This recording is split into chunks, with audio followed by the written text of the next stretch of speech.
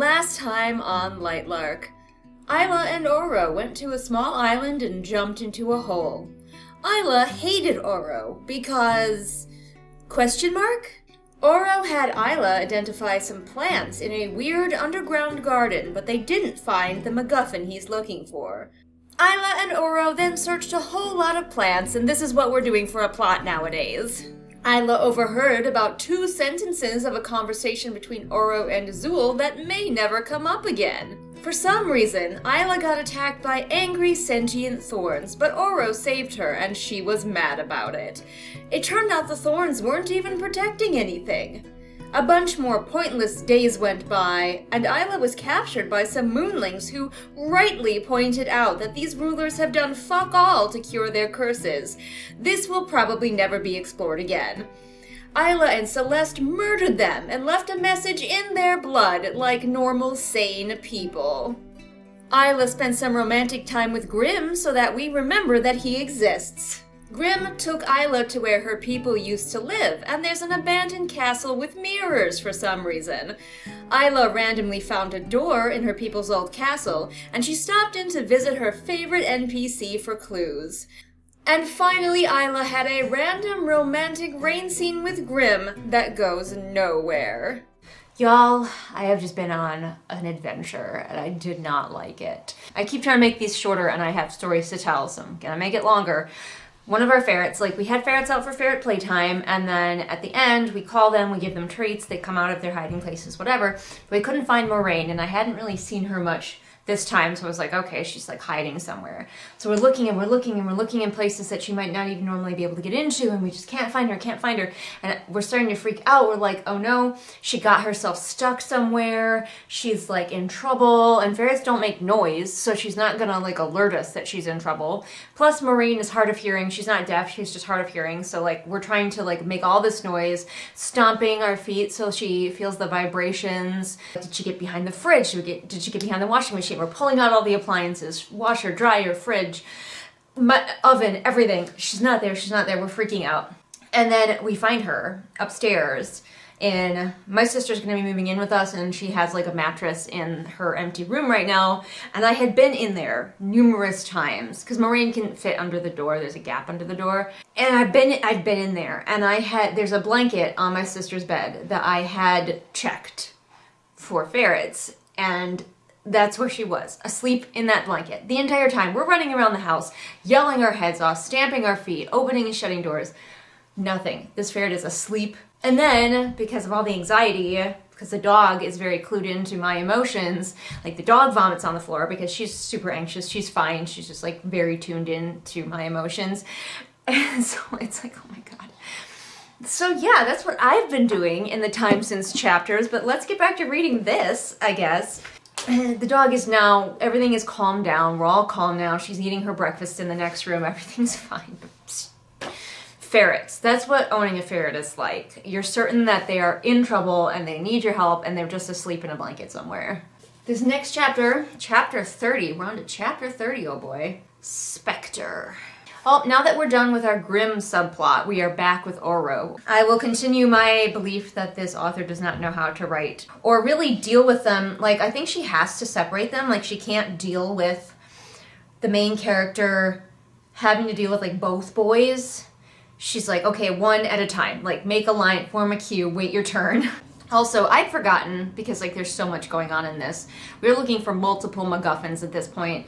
They still have one library to check. I'd forgotten that they hadn't checked them all, and the last one is on Sun Isle, so it's Oro's library. And Celeste says that it is heavily guarded, and you could never find the bond breaker without being noticed. Although, if the bond breaker is in there, one would think it would not be just out in the open for obvious reasons. So she's cool, I need to earn Oro's trust so that I can go into his library unsupervised. They go to the Starling Isle, and it kind of sounds like a Dr. Seuss book with glitter.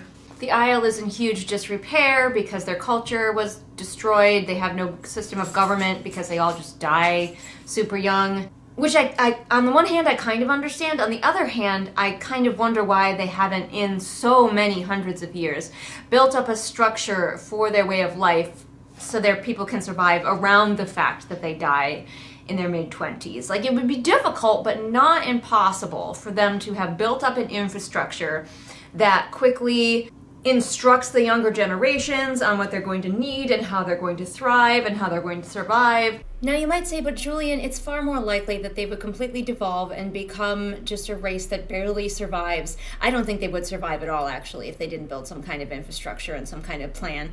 But like, you could say that they are just completely just living hand to mouth, struggling. And yeah, that's just as likely to happen. First of all, that's not as interesting to me. But second of all, if that's the thing that Alex wants us to believe has happened, then how did Celeste get so, like, competent as a person? How does she know how to read? How does she know about the Centennial? How does she know, like, how is she thoughtful enough to make all of these plans and everything? If her people are so deeply downtrodden and suffering, then she would come into the Centennial completely unequipped to deal with it the way that anyone else is dealing with it. But she seems to be on par, intelligence and education-wise, with these people who have been around for 500 years. So I'm like, I feel like there has to be some kind of infrastructure that Alex just hasn't bothered to think up. KO! Nigel just nailed me right in the eye with his tail. He got past my glasses, right in the eyeball. With some hair in it. Good one, Nigel. You really got me. This place sounds visually intense, like it would give me a migraine. Everything is covered in shimmer and glitter and is sparkly. Oro has been laying the groundwork with this magical creature in the time that he's been gone. I don't know why he decided to do this by himself. To summon the creature, Oro has to prick his finger and drip blood on the floor, but we have no mention of the blood turning into fire, which his blood is supposed to do. So, a little bit of world building I feel like the author just kind of forgot about. The creature that they encounter is a specter. She's just like a see-through lady. The specter requested the most beautiful girl on the island, and she's very pleased with the result. So we are clearly never going to get to mark off she don't know she's beautiful. No, she did. What? So Isla is for once righteously angry. Like, I completely am on board with her anger in this case. She did not sign up to get possessed. Oro says, "Do you trust me?" And she says, "No, you didn't even tell me about this until you summoned her," which is completely true. But then it says she did trust him, at least a little, after all they had already been through. What? When? You were pissed at him all the time for no reason. Yeah, when the thorns attacked, he tried to help you, but you kept telling him to fucking leave and you were mad that he was helping you. But now you're like, I do trust him. Bitch, where? But she decides the best thing to do is make a deal. She will let this thing possess her if he lets her get into the library. She's making a lot of assumptions that this creature is only going to possess her for a few seconds, like it promised. Because you can't go into the library, girl, if you're permanently possessed by a specter.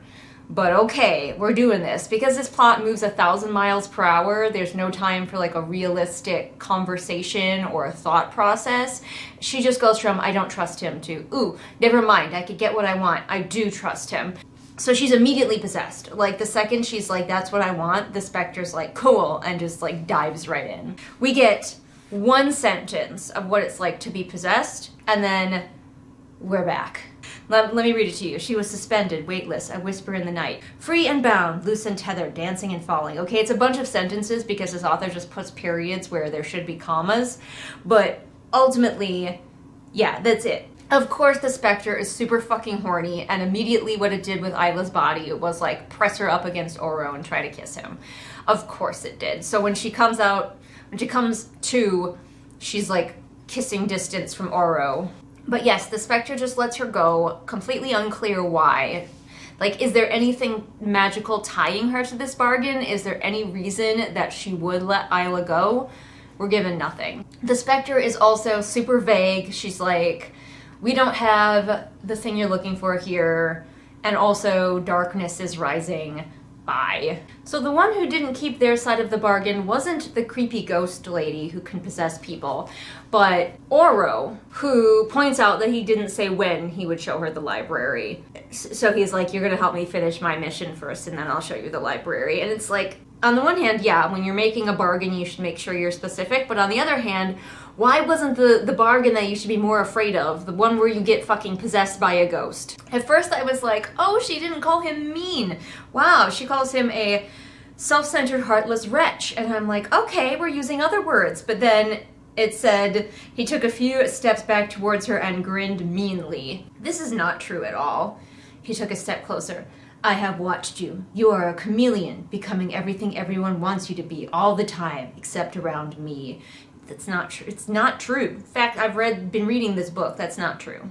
This also seems like a really lazy, hand-wavy way for the author to be like, it's a feature, not a bug, that I didn't give Isla a personality, because she just, like, she has to take on the personalities of other people to survive. But it's A, not true, and B, you should really give your main character a personality.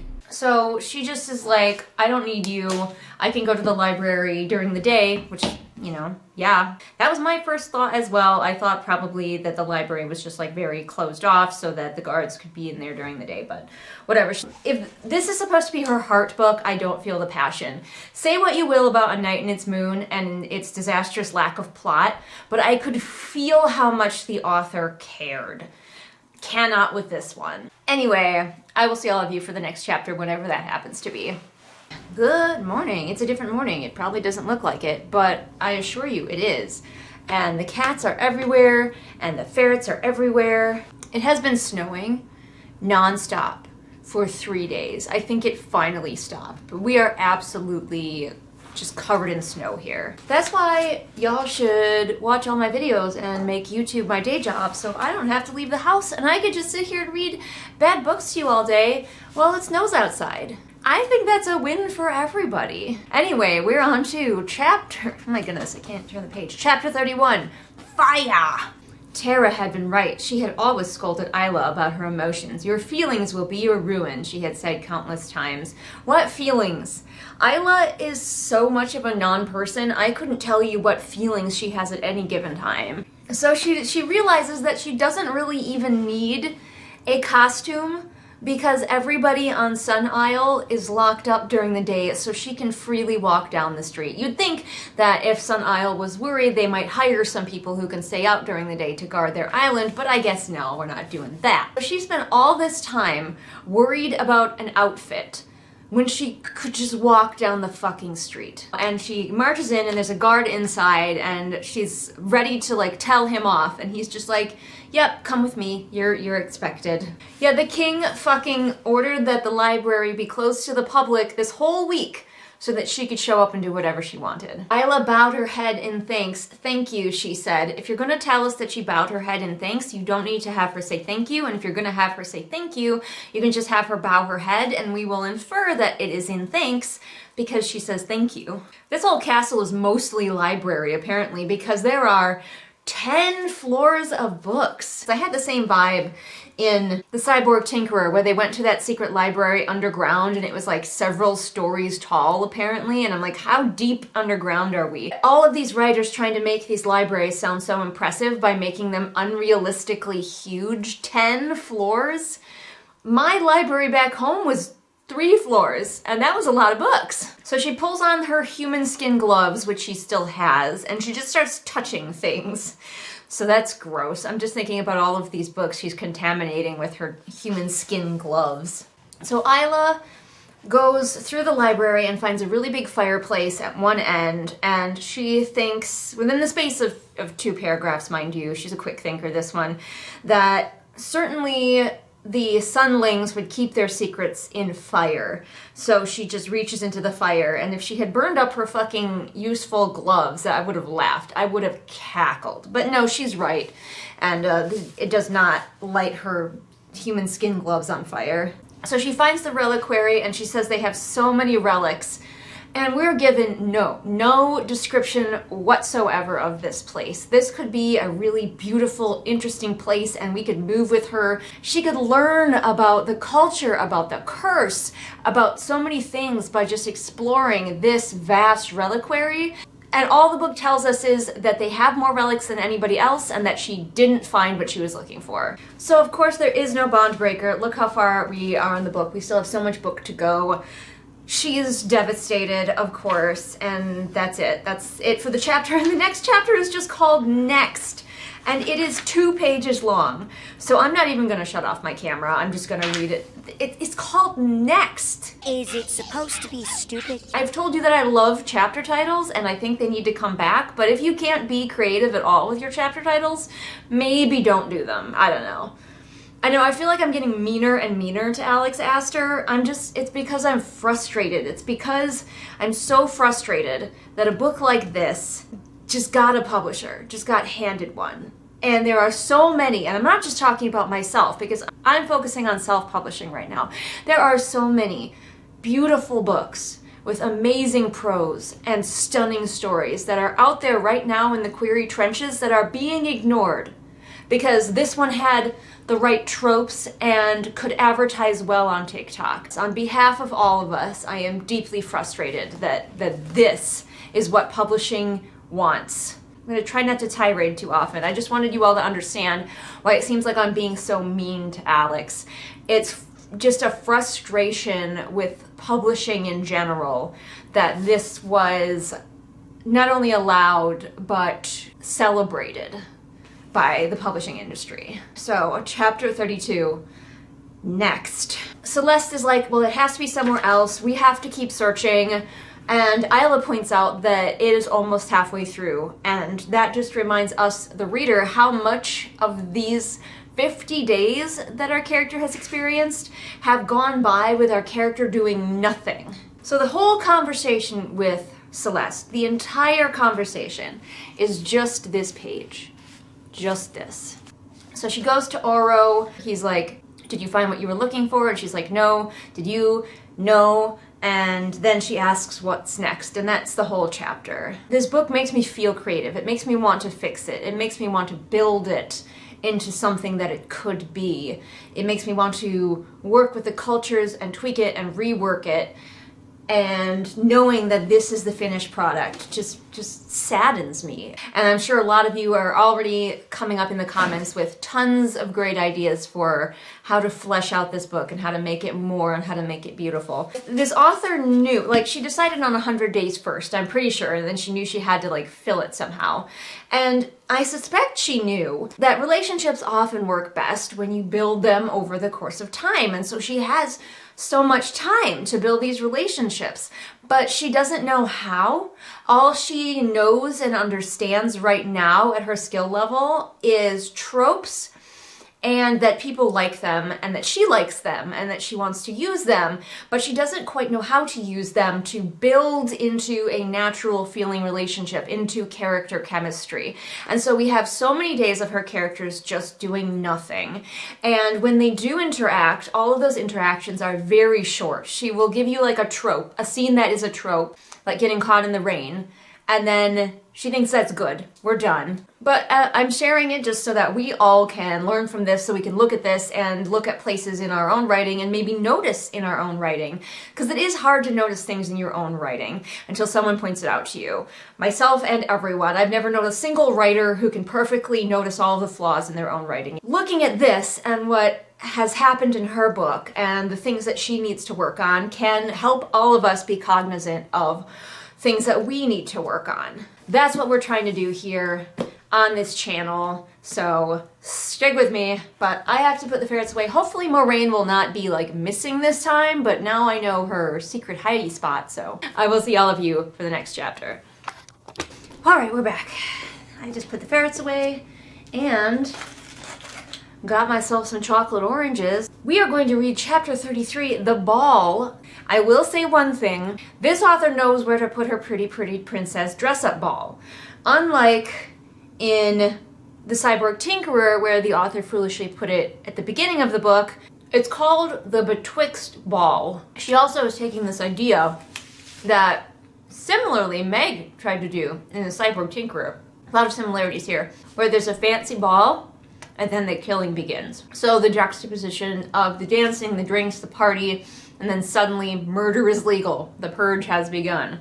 Commencing at the siren, any and all crime, including murder, will be legal for 12 continuous hours. But, like, we have learned nothing, we have done nothing with all of these demonstrations that are supposed to ostensibly prove everyone's strength, but also prove their worthiness for their society to continue. So rather than just like we have a party and then murder is legal, shouldn't it be we have a party and then we all sit down to discuss and make impassioned pleas for why our civilization should be allowed to continue? And then once everyone has voted, somebody has to die. It sucks, but if breaking the curse means that somebody has to die, and you are 100% positive that that's how this works, that's how you gotta do it. She's wearing a basically see-through dress with strategically placed leaves, but she has like a murder cape. Her cape, which must be so heavy, it must be so heavy, is full of weapons sewn into it and chainmail. It's gonna be the world's heaviest cape. But she can throw it around herself to protect herself, at least marginally, and all of her weapons are hidden inside it. I don't know if I love or hate this idea. Like, part of me is drawn to the idea that everybody's gonna be going to this party wearing their fancy garments that are hiding all of these weapons, because like it would be rude to show that you have weapons on you before the murder time begins. So like I'm actually drawn to that idea. I don't hate it. But also her cape must be so ridiculously heavy. Again, this is why you talk to each other.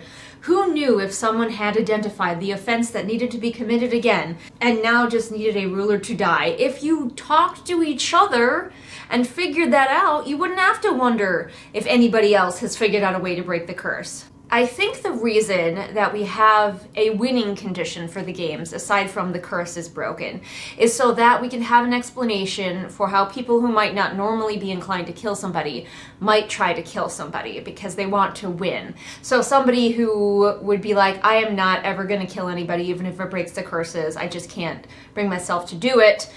They might be enticed to do it if there was a winning condition. Maybe, that's my thinking. But the problem with the winning condition then makes it so everybody is like not inclined to collaborate. Stop, collaborate, and listen. If we added some of my earlier fixes, such as making this much closer to when the initial curse was cast and making them all teenagers, we solve a lot of those problems because they are going to be desperate because the curse just happened, and they are going to be younger, so they're going to be less inclined towards collaboration and thoughtfulness. These people are hundreds of years old, and you're just left to wonder, why don't they talk to each other? There's no excuse for it. So everybody starts dancing, and all the rulers are dancing with the nobles, you know, the people. And of course, Isla knows all the dances because that was one of the many things that she was trained to do. We don't get any talk while she's dancing. I was really hoping, or what I would have done, I guess I can't say I was really hoping because I know this author now, but what I would have done is, as she was dancing with all of these nobles, she could have been talking with them, trying to suss out some details about what they knew. It says she was making small talk, but what was the small talk? Make her clever and thoughtful, or have the nobles try to be sussing something out from her, have her realize, oh shoot, this guy's trying to get information from me to bring back to his leader.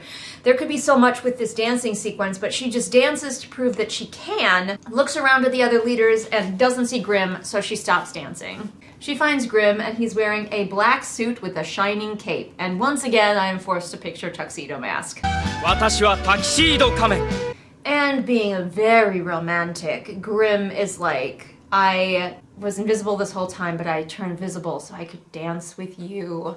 So here we have a moment of the author accidentally putting in implications that now we have to think about, because Isla and Grimm are now invisible. They're invisible dancing, and they pass some nobles who are gossiping, and Isla is like, I hate the nobles, they're betting on which one of us will die, they're gossiping about us. But a few chapters ago, we realized that these people are severely affected by the things that their rulers have done and will do, and they probably just really want to save their realms as well before they die. But Isla was told that in a previous chapter, told to her face by a person, hey, we are the nobles and we're trying to save our people by killing you. And now she's all just like, ugh, ew, they're just betting on us and they don't care about us. Yeah, they don't care about you. You have been holding their entire lives, livelihoods, existence, powers, everything hostage with your stupid games every 100 years. If I were these people, I would also be very dispassionate about my rulers. Yeah. He's like, let's leave. And so they just like, makes them both incorporeal and they fall through the floor, like a video game, down to the floor below. Here's something that's a challenge if you're writing fantasy, but it can be a fun challenge. They've gone down into a room below the castle, but there are still orbs containing fire floating in all of the corners. They're like clustered in the corners, and she says that they're floating like balloons, but we're in a fantasy world, so balloons probably not actually a thing. And if you're writing something like this and you want to keep it feeling more internally logical and you don't want to use anachronistic language, think of other things that you could use to describe those floating orbs, liken them to, besides balloons. I personally love thinking about what would the character know about, what would the character have seen that this reminds her of. Maybe bubbles in a pond, clustering up like bubbles on the surface of the water. So apparently they just left the party and came to this place to have sexy times because things are getting hot and heavy. And I'm like, oh sure. We can get hot and heavy in this YA book, but we can't have a description of her stabbing a guy. This feels like a trap to me, but honestly, I have no idea if it's going to be. So they stop their heavy petting for a moment for him to give her a necklace with a black diamond on it, because he's a goth kid, and she is like, cool, I'm fine with this. And in my head, I'm going, this is a trap, this is an item to surveil you, he's gonna track you with this necklace. Be more suspicious, girl. Oh, essentially it is a tracker. He's like, this is so you can summon me if you need me. And I'm like, you barely know each other? And the only reason I'm not even remarking on the fact that these two people with no chemistry have gone down into the castle for some heavy petting is because everything in this book has no chemistry, so this is par for the course. But she's like, yep, cool. At first she's like, oh, Oro will be suspicious, but then he's like, don't worry, I got you, fam, and he just makes it turn invisible. She says she's taut like an arrow. You mean bowstring? The arrow just kind of sits there. It's the string that gets tightened. So heavy petting is all we get once again. And then he decides that they need to go back to the party, I guess. Celeste is the only one with a brain around here. So Celeste finds her at the party and is like, so what's our play? Are we gonna fight or are we gonna flee? And Celeste reminds us that we do have a teleportation stick, so we could just leave at any time. Yeah, okay, tiny girl who has only, 18 years? I forget how old she is, of fight training up against these rulers who have hundreds. Don't worry, because she totally beat them in that previous combat encounter, so she'll be fine. Are we not supposed to ship Isla and Celeste? Because, come on! The castle just starts to fucking disintegrate. It's falling down, crashing down around them. A chandelier is about to land on poor Isla, and Celeste saves her. This book is too heterosexual for its own good. Also, this author cannot handle the chaos of a castle falling down around her characters. And I know, because I'm actually currently writing a scene that involves a dragon attack where a camp of characters is essentially being obliterated by dragons. And that's actually proving challenging for me to write, figuring out what to focus on, what the main character is focusing on in the chaos, describing the chaos without over-describing the chaos, keeping the moment tense without forgetting to describe what's happening. There's a lot of factors that go into describing a scene where everything is just falling down around your character, and it's a huge, confusing, loud, dangerous disaster. And this author cannot handle it. I'm having to do all the work imagining everything for myself, really, as this castle is coming down. So Isla sees King Oro across the room, and he's like down on his hands and knees in having some kind of issue. And she's like, I need to get to him because he can do something. I think he's probably already doing something. I feel like he's probably trying to hold the castle together and hoping that everyone else gets out. But she kicked off her shoes and she's athletically, Lara Croft style, dodging and jumping and running and getting to him. Also, the author clearly forgot the awesome armor cape that she gave her character just this chapter, because there's no mention of it either weighing her down or her using it to deflect falling debris. Like, wouldn't it be cool if something was flying towards her and she raised up her cape just to the last second to protect herself? Because otherwise she's just a mostly naked, barefoot girl running through a collapsing castle, and you gave her this cool accessory and you've already forgotten she has it. The castle is falling down, people are dying. She pushes a moonling away from getting crushed by a falling piece of debris, and He gives her a look of disgust that she dared touch him. I think most people would be over it, like, if the castle is actually falling down and killing them. I don't think they're thinking about, ew, she touched me. So she gets to him and she's like, hey, you have to save us. Like, I don't know if she thinks he doesn't notice that the entire castle is falling down, but he tells her, leave. And she's like, no, I won't. But I think he's trying to signal you that he's probably barely holding this castle together and you all need to get out so he can stop doing that. She seems to think that he's just not trying hard enough, which, to be fair, a lot of the times in this book when she's run into adversity, all she had to do was just try a little harder and she won the day. So I guess I can understand why she's like, you just need to do what I do and suddenly get your second wind and then be fine. So she yells at him and basically calls him a little girl's blouse, and then he finds his second wind, just like she always does, and saves them. And the castle stops falling apart.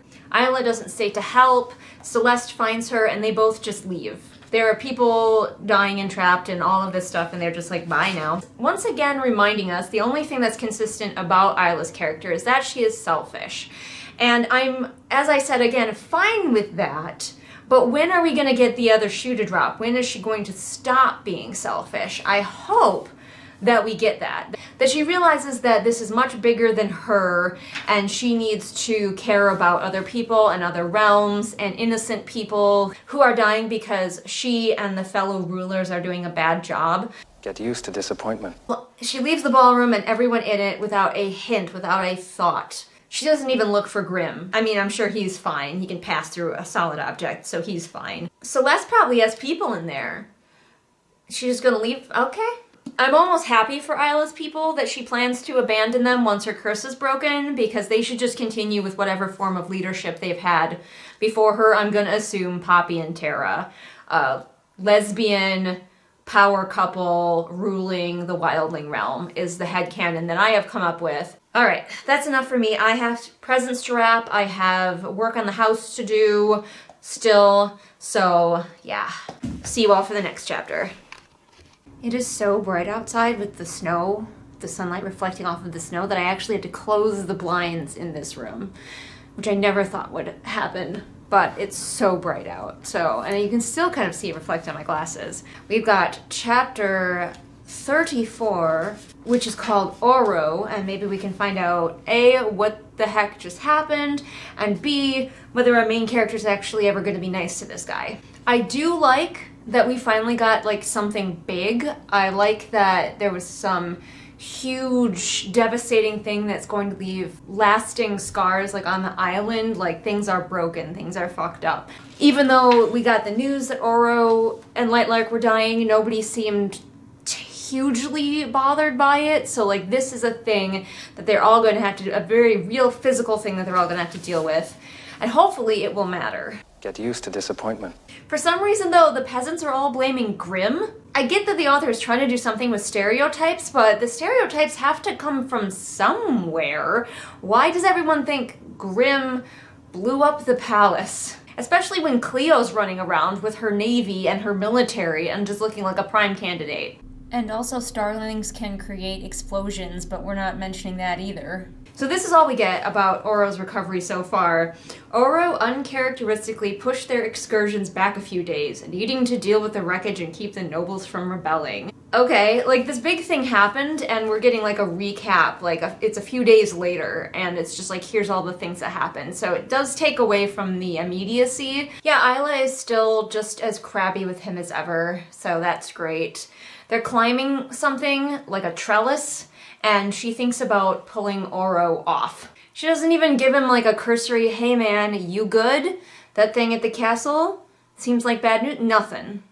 Oro is like a little bit jealous that she's been talking to Grimm, and again, he's being like obtuse and mysterious. No idea why these people are being so mysterious and vague. I just do not understand it. This entire book is one of those books, if you hate that trope where things could be solved with a simple conversation, this entire book is that. Isla asks questions, people either give her vague answers or no answers at all, and I do not know why. So Isla just got like snatched It's very confusing. I don't even actually know where they are. They're just like crawling up a lattice of wood. I'm assuming Wildling Isle, maybe just a random forest, and something inside the lattice just grabbed her and hauled her inside, and now she's tied up. And honestly, I think we officially need to give this badass heroine, constant damsel. Let's go. This girl is just can't go 2 feet without getting attacked or attempted kidnapping or possessed or something. Still no bingos yet. We're so close in a couple of places, but nothing yet. I am tempted to give it main character behaving badly with no fallout, because she does get away with a lot of stuff. Even stuff she's worried that she's not going to get away with, she gets away with. So actually, why don't we do that too? Main character behaving badly without fallout. Oh, this time Isla was kidnapped on purpose. She was using herself as bait. So Oro got her kidnapped by blue bug people who apparently can't fly anymore because maybe the curse also affected them. And that just brings up a whole plethora of more questions that I have about the other species that live on these islands and had nothing to do with the curse, and it's still affecting them, and how many are there, and what are their cultures like, and what are their societies. And I'm like, oh my gosh, Alex. And I'm just gonna have to treat this like a children's cartoon where there are just things, where there's just bug people, and I need to not think very deeply or deeply about it at all, and just carry on. There's bug people for this scene so they can have an exciting adventure, and then we will probably never hear from them again. Oh, Oro grinned meanly. Take a drink. Why don't we start a drinking game? Why not? We've got a lot of book left. Let's see how many more meanlies we can have.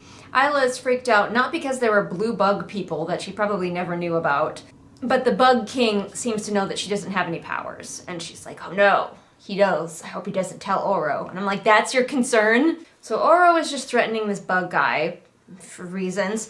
The bug king is like, the thing that I want once this is all over is for Isla to come visit me one time when it's all over. And Isla's like, done, where's the heart? And the bug guy is just like, oh, it blooms somewhere different every time. So thanks, cryptic bug king.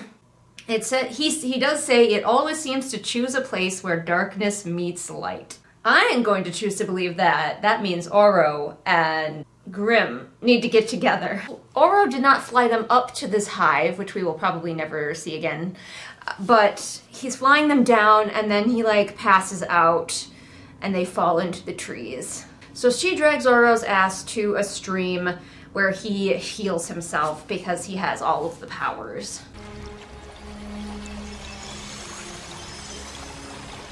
So they sit in the stream, like he's unconscious, she's just holding him in the stream, and it's going very slowly, this healing, and then the sun starts to come up, and she's like, oh snap, I need to get him inside before the sun comes up. Girl, you have a teleportation stick, do you not? I do not understand why this is a problem. So she decides she's gonna pull him into a cave so they can have a romantic cave moment, but why?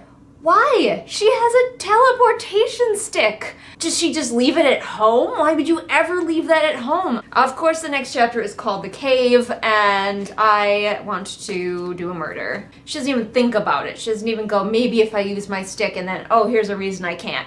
It's not even brought up. I'll catch you for the next chapter later. Bye. Hello, don't mind the noises.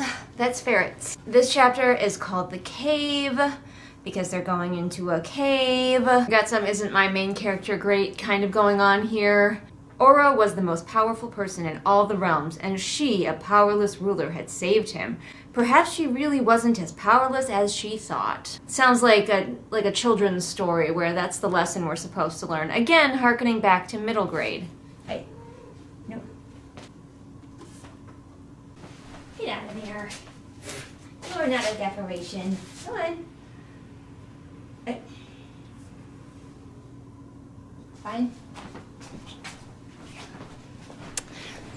Well, Giorgio said that she is a decoration, and that's her spot now. When I put my books back, guaranteed she's gonna do nothing but knock them down.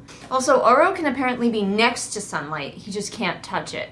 So they're like right at the mouth of the cave, and he's like within spitting distance of sunshine, and that's okay. So this is why we have so many nighttime people. Like, we have the moonlings, the starlings, the nightlings, the etc., etc. It gives them more places to search. Because Oro is like, okay, we need a place where, like, sun meets dark. like the bug man said. So I'm going to search all the places where like Lightlark or the Sunling Isle meets one of the nighttime islands. And there's so many of them, so he has lots of places to search. I don't know if that was actually in the author's mind when she like created this, but it does seem a little bit convenient. He thinks there are 8 places for them to search where darkness meets light. Isla points out that any of the creatures who gave him this information that he got might be lying, and he's like, they wouldn't lie to me. She wants to play the question game, a classic second date game, or, you know, when you're getting to know your love interest. Didn't Bella and Edward do this? I've never actually read the books, I've only heard other people talk about them, but I feel like I've heard enough other people talk about them that I might as well have read the books. And I feel like, didn't they play the question game and Bella's favorite color was brown or something? Her first question, because she's trying to softball it first, is like, do you get tired of wearing gold? And then she remembers that he could also wear blue, white, or silver because he has powers from the other people. And this just keeps reminding me about how dumb this whole color-coded people thing is. Very middle grade. Or like in a movie. Because in the movies, they will often have to use visual shorthand to get you to know that there are different groups, and the easiest way to do that is to put them in different colors. But in a book, you have a lot more resources at your disposal. Let's have an example, shall we? We'll use the Wheel of Time, which recently has gotten a TV show. In the Wheel of Time books, the different sort of types of magic users, the different ajas, are represented by colors, but in the books they don't just wear the color of their aja or aj, I'm not sure which it is. But in the show, to streamline it and give us those visual cues, they are color-coded because it's a show, it's a visual medium. So in the books, you don't need to have them color-coded. But we run into the problem where Alex has written a book, but she's treating it like a visual medium. I wonder if we're ever going to explore the fact that Poppy and Tara tortured Isla into being as skilled as she is. She says that she loves her guardians, and that could be something really interesting to explore, the cycles of abuse and believing that they love her even though they tortured her. I'm certain this book is not going to do that. Also, what constitutes love for the wildling? She asks if he's ever been in love, and he's like, no. And like, how much do you have to love a person before the curse takes over, and how does it take over? From what we've had explained so far, it seems more like rules than the actual curse. Like, after a certain point, maybe when you would have gotten married, like, how in love do you have to be? What is the mechanism that determines that you are in love and forces you to kill your partner? What are the rules? Here we go with this. What are the rules? Again, a lot is being put on romantic love as like the most important form of love, because she asks, so your brother, I guess Oro had a brother, wasn't really in love with his bride-to-be, and he says Egan loved Aurora, but not that way. So I guess no other kinds of love are important enough for you to share powers, which is how he could tell that they were not in the correct kind of love. I will say that even though the question game is a really sort of cheap feeling way for these characters to talk to each other, because I would rather that they just organically talked to each other, it is giving us possibly our first natural feeling, a back and forth conversation between two characters. It took this long, and it took, let's play a game where we have to answer each other's questions, but at least we got there. So Isla blatantly asks, hey, do you know of any relics that can break, oh, I don't know, just my curse, not everyone else's, you know, like the bond breaker, the thing that she's looking for. And Oro's like, nope, never heard of it. But of course he's like, so that's what you're looking for, and she's immediately like, yep, I guess we're being honest now, we're playing the question game, we have to be. Okay, here we go. Here's another thing that we can learn, more filtering.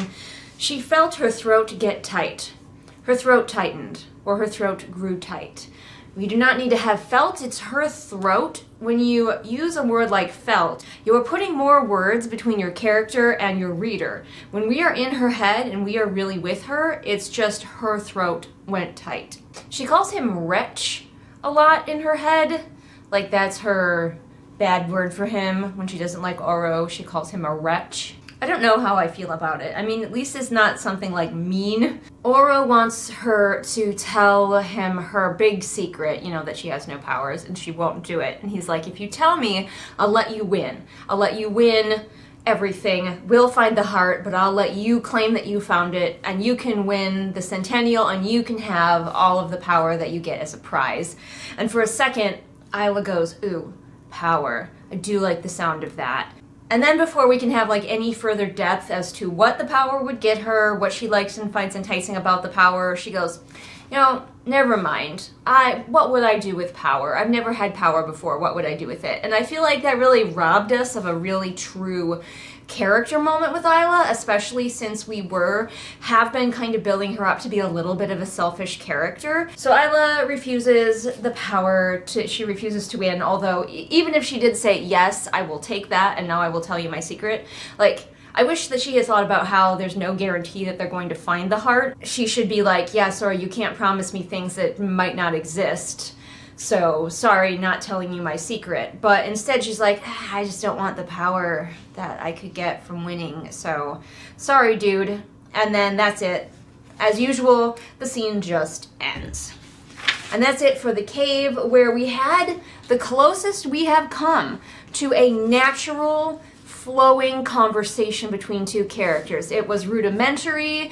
The character actions in between the dialogue were very small, like he might raise an eyebrow or move a hand, but there was no like real movement or flow. But it was good at the skill level that this author is at. It was not exceptional, but I wish that she would practice it more. I think she finally like slowed down and let herself think about what would these characters have to say to each other and how would they answer. And that's really important. Even if you do that just as an exercise, even if you do that but you never intend to put it in the finished book, it's going to help you get to know your characters. Character interactions are my bread and butter. It is what I love. It is where I am at as an author. So like, I would personally wallow around in a character interaction scene forever. It's annoying to me that books have to have plots. So I'm like the opposite of Alex here. Anyway, that's it for this chapter. I need to go. Hi, Maureen. Oh, you fluffy little cutie patootie. Come here. Come here, you little chomper. All right, this is a struggling chomping ferret, but look how fluffy she is. Oh my goodness. Oh, you want to bite my face, don't you? She's so fluffy. She's so fluffy. The white ferrets, they get so fluffy in winter. Like the other ferrets, the ferrets that have more brown in them, they get, you know, fluffier, but not like the white ones. It's buttery soft. She feels like a plush stuffed animal that wants to bite you. That was your ferret report. Oh my goodness, now she's war dancing. The war dancing has begun. But that was your ferret report, and now I will leave you. Oh no, no, no, she's coming for me. Oh no! I'm under attack. Bye. Hey, it's me, Julian. Obviously, really quick. I don't have time to film right now, but I wanted to get this thought out of my head right away because I was thinking about it as I was making breakfast, about how I said that, yay, I'm glad that we had that big, castle falling down moment because it gave us something happening, something real, something tangible happening. But I realized that was the beginning of a time when they're allowed to, kill each other. That's the beginning of the death battle. And I was thinking about it versus the Hunger Games and how in the Hunger Games, you knew when the games had started. But because we had the castle fall down, I completely forgot that that was also the beginning of the part where they can murder each other. So while we had the drama of the castle falling down, it completely robbed us of the drama of the killing games beginning. And what is that going to be like? And what's the structure of that? And when do people start trying to kill each other? We haven't felt any of that yet. So advantage, disadvantage. I maybe would have separated those two things and had the castle fall down a little bit before the killing was supposed to start, and then have the party or whatever else, maybe make the party be separate from when the killing starts. I don't know. Do something with it so that you can have both of those big moments instead of just having to choose one or the other. So I haven't looked at myself at all since I came in from doing animal chores, and the hood hair, it makes me look like I'm the stereotypical nerd in an 80s movie. Pushing up my glasses and being like, whoa, it's way too easy for me to look like that. unsettling. But y'all, look how far we're getting! Look how far we're getting! We're flying through this book. So honestly, like, if you want to start suggesting the next book that we should read, I have no, what is the plot? Fuck if I know. When is something gonna happen? When is anything gonna be resolved? Who knows? I hope we're all getting something out of this. The next chapter, chapter 36, is called Oracle, which could mean that we could get some answers. Like, are they gonna talk to an actual oracle? All right, here we go again with this author just summarizing things that would be cool. A lot of stuff is happening as Lightlark is falling apart, and we don't need to be there and present for every single piece of it, but like, giant things like an enormous crack forming overnight and dividing the mainland, the cursed storm drew along the coast. At least have us experience, and those are just a few, like at least have us experience maybe one of those things happening with the main character instead of just telling us and giving us a laundry list of things that are happening. So our heroes are gonna go search where darkness met light on Moon Isle. Everything is just the same. What did they have the killing part start when nothing has changed for our characters? An assassination attempt was made against her, which is against the rules, so why didn't she turn Cleo in? I don't know. Because it specifically says you're not allowed to assassinate before killing is open, and Cleo did. Killing is legal now, and nothing has changed for our character. Like when the Hunger Games started, it was a very different tone from the rest of the book. Edge of your seat, main character in constant danger. That is not this. Oro wants to fly to Cleo's island because they can't get past the guards any other way, even though we have a teleportation stick. I'm gonna give an example of when something was put into a story that just helped move the story along, but then was later used as part of the lore, and that pleased me, alright? So, one of my favorite movies of all time is The Dark Crystal. The creatures that are the main characters of the movie are called gelflings, and they have this touch telepathy power where if they touch skin to skin, they can share memories with each other. And in the movie, that was just used as a device so that these characters could know things about each other quickly. But when the TV show came around, I was worried that they were gonna just pretend that the gelflings didn't have this power, gloss over this power, or ignore it, but instead they made it part of like gelfling society and gelfling culture. They embraced this weird ability that was just given as a plot device for the movie, and like that is how you do it. Don't just say she has a magic teleportation stick and then have her never use it when she should use her magic teleportation stick. If you're gonna give that to her, she should be using it. Our main character doesn't like flying, which I think we have mistaken for a character flaw. We have a little sequence where she's like, hold me more securely, and so he like scoops her into a princess carry while they're flying. So they land in Cleo's like forest, icy forest, and a bird lands on Isla and she freaks the fuck out. She screams immediately, and Oro chases the bird away with the fire. Snowflakes got lost in her hair and piled on her nose. Anybody ever have snow pile on your nose? Is that a place that snow collects? I have never, like, I got a pretty decent sized snoot, and I have never had snow collect on my nose. Oh, and now we have Oro taking off his cloak and giving it to her, very chivalrous boy. Here's the thing. I think that we're supposed to have the light and the dark, you know, with Oro and Grimm, very standard, and Grimm is supposed to be the dark, broody, sexy one. Except for he never acts like that, so instead we just have two boys with basically the same personality in different skins. It's just a reskin of the exact same character. By the way, these littler islands have still got to be huge because there's room for tons of forest and now like a giant hunk of ice just parked in the middle of the forest. She calls it a glacier on land. Glaciers can travel across land, can't they? That's one of the reasons Wisconsin is so flat in parts of it, is because glaciers moved across and flattened her down. So there's three women just in the ice. They're the oracles. They're trapped in the ice, Aang style. And I'm just like, this was here the whole time? How long has this been here? The lore of this book is so non-existent that they just find things. So we're just getting more fucking random lore. Three women born with the gift of prophecy were trapped in ice by one of Oro's ancestors. And I guess they've just been here the whole fucking time. But apparently this is where the darkness meets the light, so the oracles are just right here.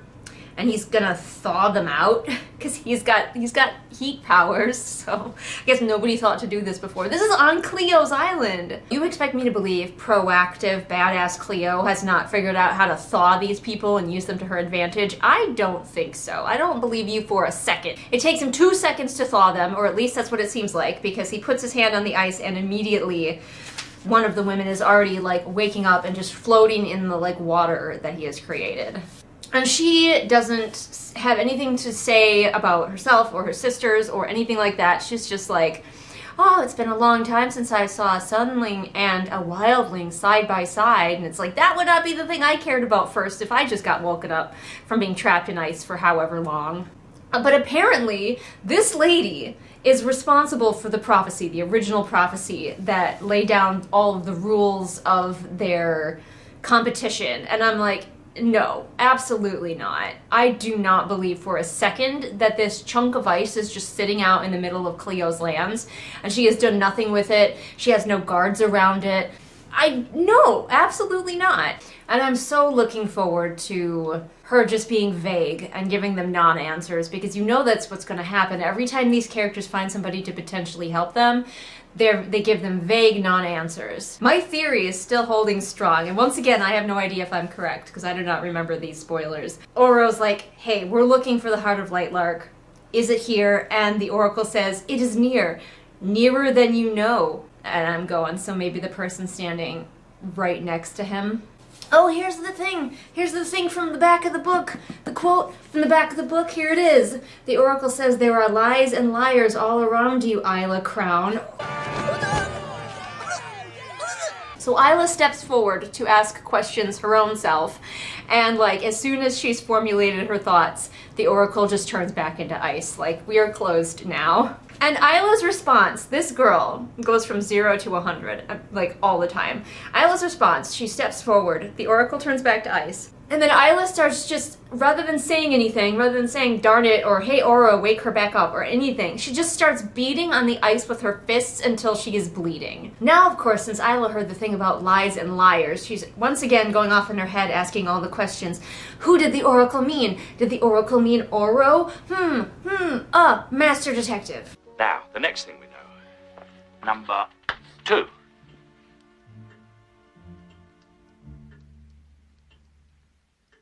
This might take a while. I'll away and get some tea. So they don't have enough time to go to any of the other places on Cleo's island that they would search. So they just fly home. But it does remind me, I've forgotten that they can only search at night because they never have trouble seeing anything. There's never any mention of Oro like creating a light for them, like holding a flame in his hand so they can see. And the full moon has come and gone. How are these two just able to see as though it is daylight? Everything is described as though they are seeing it in daylight. And I keep forgetting that they're even out at night until I'm specifically reminded, like I was just here. So that's something to also to look out for in your own writing. Think about, really place yourself with the characters. Think about what they can and cannot experience in the situation that they are in. So if it is nighttime, what might hinder them in the nighttime? Like, is it too dark to see, or do they have to bring something to provide light for them? The next chapter, chapter 37, is called Puddle. Puddle. It's only like 4 pages long, so I'm gonna read it. I'm gonna stop the camera and start it, and I'll see you for the next chapter. Alright, we're back. Me and my dorky hair. Also, I hope you don't mind the background noises, because the furnace is going. It's super, super cold here. I'm sure you heard about places like Wisconsin getting the cold snap. It's actually on the waning end. Sorry about the house noises, but as I've said before, I hope that you come to find the house noises comforting, as though you and I, are in the same house, snarking together about this book. Oh, now she's got her star stick. Later that night, Isla stood in her room holding her star stick. Where has this stick been? She wasn't the same person who had arrived on the island 2 months prior. If you say so, because she had no personality then, and she doesn't have one yet. So, oh, of course, it's in relation to a man. The thing that has changed is she had never spoken to a man unsupervised for more than a few minutes. Now one had touched her all up and down her body. So she decides, even though she told herself she wasn't going to, she wants to portal back to Wildling and see how it's doing. And it's not doing good. Everything is just in ruins. She finds Tara, and Tara is in the process of something called being taken by nature, which is how wildlings die, where they basically just like get absorbed by nature. So Tara is just like laying there, her skin is turning to bark. I mean, that's a cool concept. That's a cool idea. I really wish that this was the sort of book that could sustain cool ideas like that. So she hears Tara and Poppy. Poppy is trying to, you know, slow down the process of being claimed by nature. And they're talking about how, don't worry, Isla's still out there. She's going to save us. And I'm just like, oh, the girl that you tortured? All right.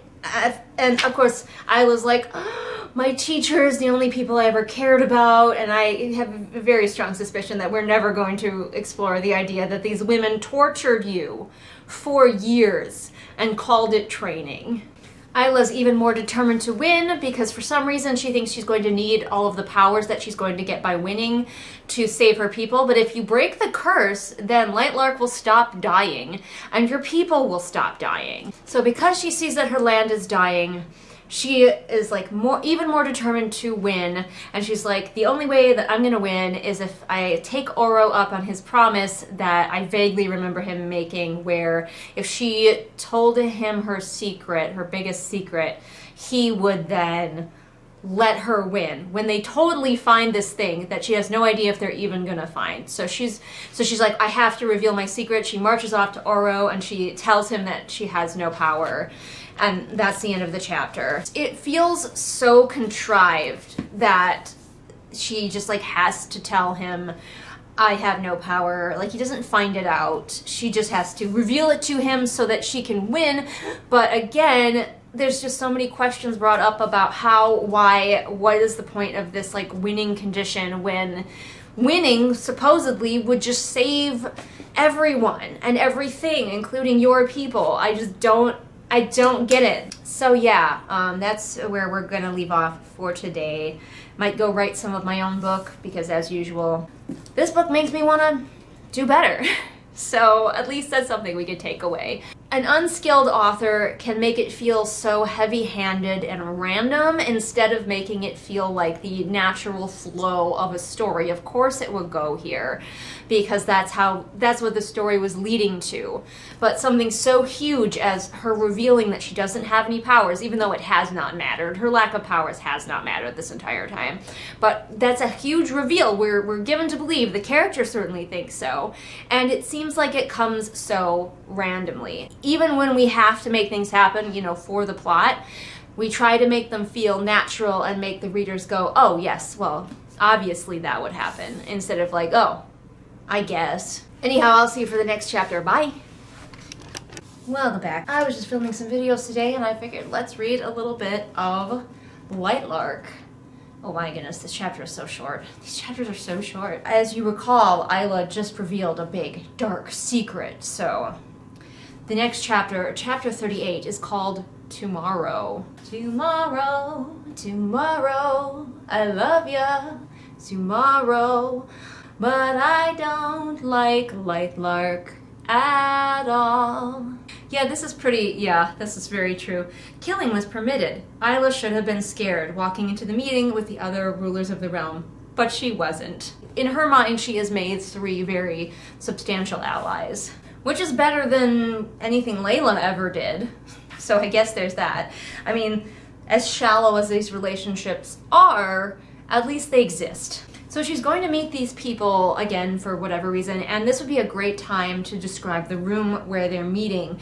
Maybe it's a room where the floor is buckled and uneven, or a wall is got a huge crack down it, or all of the windows are shattered. Like, something to remind us that this world is falling apart. But no, she's just meeting with these people. We get no description of the room. We get a little description of what Cleo is wearing, but nothing to ground us in the world.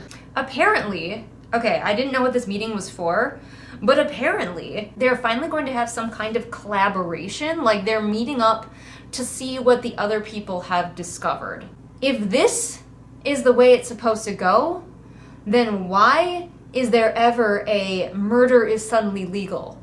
It doesn't make any sense. Murder is legal. You can kill each other. But rather than having some sort of deadly death game, what you're actually going to do is collaborate and try to solve the curse. This book is so confused. Alex Astor overpromised on this whole Hunger Games death game scenario and had to include it in the book then, even when it stopped making sense for the story. Which is why we should be very careful what we promise when we are marketing our book before it is finished. So Oro, in Spirit of Collaboration, says, Isla and I have scoured the island for a relic we believe might have been used 500 years ago. We think wielding it was the original offense. No, you think that, Oro. I don't know if Isla has any thoughts about this, but it's also deeply unclear why Oro believes this so strongly. I'm sure we were told, oh, he researched this or something, but I would love to have some reason that any of these characters are so committed to both the bond breaker and now this heart thing. I don't know why any of this is like happening in the order that it's happening in. So Oro has been looking for this relic for a long time, and everyone's like, what kind of relic is it? And he's like, a nightshade relic. And then he turns to Grimm and he goes, could this exist? So he has been searching for weeks for what he believes is a nightshade relic, and he hasn't even bothered to ask the nightshade whether this kind of relic could even exist. So of course, people are like, hey, okay, well, let's all search for this relic. And Oro shoots them down and is like, no, you guys keep doing what you're doing. This is a me thing. If we all search for this relic, we might find it. If we all search for this relic, then the book will be much shorter. No, if we all search for this relic, I could be wrong, and therefore you guys should keep exploring your own avenues. And I'm like, what if they don't have their own avenues? What if they're coming up blank? You should all just search for this thing, or figure out together that it doesn't exist. So, all right.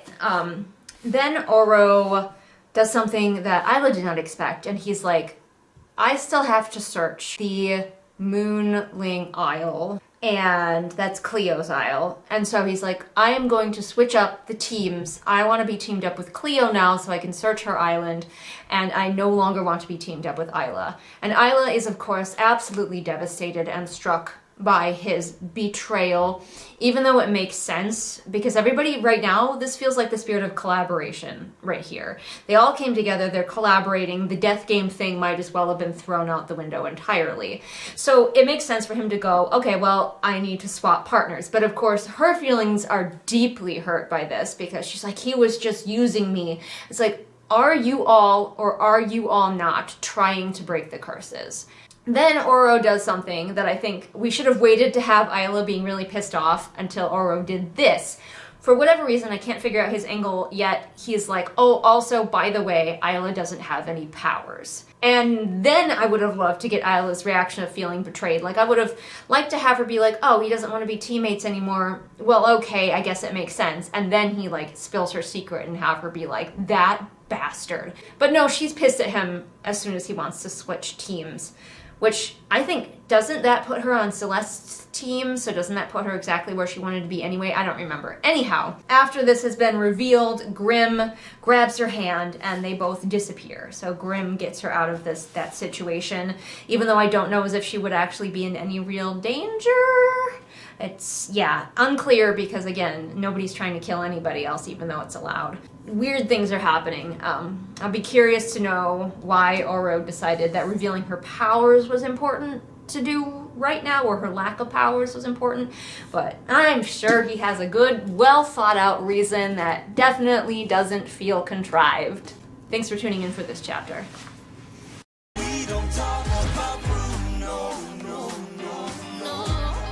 But we do talk about patrons. Patrons like Jojo Bookish, Lauren, Robin, Ursula, Caitlin, Jessica, KJ, LaFone, Amanda, Unicorn Jenny, Celia, Neon, Taya, Alyssa, Rita, Deborah, Afra, Melissa, Swamp Goblin Waifu, Sophia, Merween, Kit, Hidden Glade, Light Julie, Belle, Patrick, Anne Sophie, Callison, Ray, Shelby, Zaire, Jesper, Rennie, Scribbling Cat, Savvy, Jenny, Amanda, Lisa, and Sarah. Wow, I'm feeling super blessed right now, you guys, to have so many amazing patrons. Jealous? You should be. 1. Isn't he wonderful? He is behind all this. That's one thing.